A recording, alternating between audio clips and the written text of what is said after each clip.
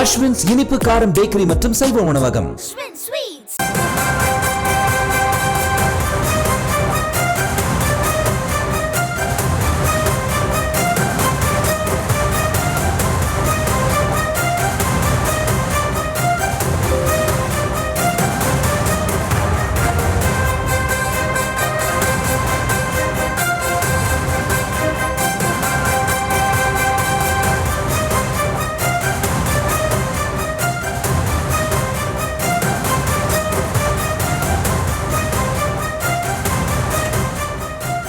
தற்போதைய அண்மை தகவல். எதிர்ப்பவர்கள் எத்தனை கெட்டப் போட்டு வந்தாலும் களம் நமதே என முதலமைச்சர் மு.க. ஸ்டாலின் திட்டவட்டமாக தெரிவித்திருக்கிறார். கூடுதல் விவரங்களை செயலர் பாரி கார்த்திக் வழங்க நாம் கேட்கலாம். பாரி கார்த்திக், முதலமைச்சர் மேலும் என்னென்ன விஷயங்களை குறிப்பிட்டிருக்கிறாங்க? வணக்கம். முதலமைச்சர் வருகின்ற 2026 சட்டமன்ற தேர்தல் குறித்து பல்வேறு விஷயங்கள் தன் தொண்டர்களுக்கு கடிதம் வாயிலாக எழுதியிருக்கிறார். அதன் அடிப்படையில் இயக்கம் என்பது தேவைக்கேற்ப மாற்றங்களை இயங்கிக் கொண்டிருக்கிறது என்பதுதான் என்றும் காலத்திற்கேற்ப வளர்ச்சி பெற்ற முடியும் என்றும் இந்த மாற்றங்களினால் கழகத்தில் ஏற்கனவே பொறுப்பில் இருந்தவர்களுக்கும் புதிதாக பொறுப்பில் போட்டவர்களுக்கும் என் இதயம் நிறைந்த வாழ்த்துக்களை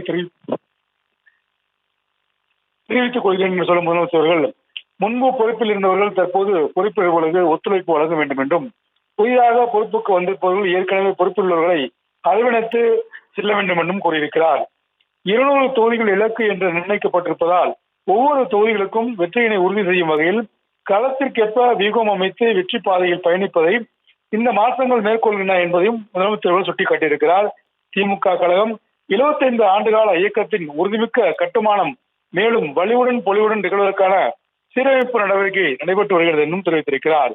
மேலும் தொடர்ச்சியாக நம் அண்ணா அறிவாலயம் உடன்பிறப்புகளின் உழைப்பினும் அடித்தளத்தில் இன்றளவும் வலிமைமிக்க திகழ்கிறது என்றும் அதனால் நம் எதிரிகள் நம் கண்களை உறுத்துகிறது என்றும் தெரிவித்திருக்கிறார். மேலும் கலைஞர் அவர்களின் சிந்தனையிலும் செயலிலும் உருவான கழகத்தின் கற்கோட்டைகள் மீது அறிவாலயத்தின் செங்கலை கூட உருவாகும் என கனவு காண்பவர்கள் தலையில் விழுந்து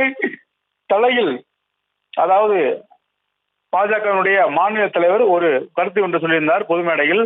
பாஜகவினுடைய அதாவது அறிவாலயத்தினுடைய செங்கலை உருவும் முறை நான் இந்த பதவியில் நீடிப்பேன் என்று தெரிவித்திருந்தார். அதற்கு பதில் கூறிய முதலமைச்சர் தற்போது அறிக்கை வாயிலாக முத்தமிழறிஞர் கலைஞரின் சிந்தையிலும் செயலும் உருவான கழகத்தின் கற்கோட்டையான அறிவாலயத்திலிருந்து செங்கலை உருவலாம் என கனவு காண்பவர்கள் தரையில் விழுந்து தலையில் அடிபட்ட பின்பு கனவு கலைந்து விழித்துக் கொள்ளலாமே தவிர அறிவாலயத்தின் ஒரு துகளை கூட எவரேனும் அசைக்க முடியாது என்பதுதான் திராவிட முன்னேற்ற கழகத்தின் பெருமைமிக்க வரலாறு என்றும் தற்போது முதலமைச்சர் அவர்கள் அண்ணாமலைக்கு பதிலடி கொடுக்கும் வகையிலும் தற்போது இந்த கருத்தை தெரிவித்திருக்கிறார். அதே நேரம் புதிதாக அறிவிக்கப்பட்ட மாவட்ட செயலர்களும் வாழ்த்துக்களை தெரிவித்து தொடர்ச்சியாக 200 தொகுதிகளுக்கும் வெற்றி பெற பல்வேறு நடவடிக்கைகளை எடுக்கப்படும் என்றும் கட்சியின் வாயிலாக எடுக்கப்படும் என்றும் தற்போது முதலமைச்சர் அவர்கள் தெரிவித்திருக்கிறார்.